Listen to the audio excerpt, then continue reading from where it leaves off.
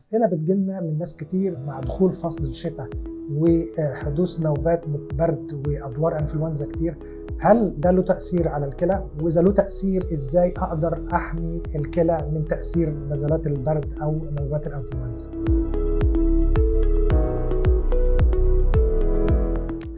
طيب خلونا نعرف ان نزلات البرد او نوبات الانفلونزا المتكرره اللي بتكثر فعلا في فصل الشتاء هي عباره عن التهاب فيروسي.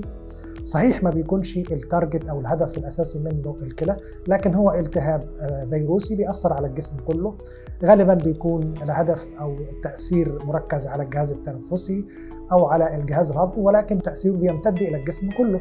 وخليكم فاكرين ان لما حصلت وباء بتاع كوفيد 19 كان ناس كتيره كليتها سليمه اتأثرت بالوباء وحصل لها قصور كلوي سواء حاد أو مؤقت. فممكن فعلا نزلات البرد ونوبات الإنفلونزا تأثر على الكلى. التأثير ده أحيانا بيكون حاد ومؤقت، ولكن لا يخلو من تأثير مزمن ويكون له تأثير دائم على الكلى، خاصة في المرضى اللي عندهم أمراض مزمنة، واللي منهم مرضى القصور الكلوي طبعا، والسكر والضغط المرتفع، ومرضى كبار السن، والمرضى اللي بياخدوا أدوية مثبطة المناعة. دول بيتأثروا طبعا من الالتهابات المتكررة، نوبات البرد والإصابة بالإنفلونزا المتكررة. انتظرونا في موضوعات طبية جديدة مع كلينيدو.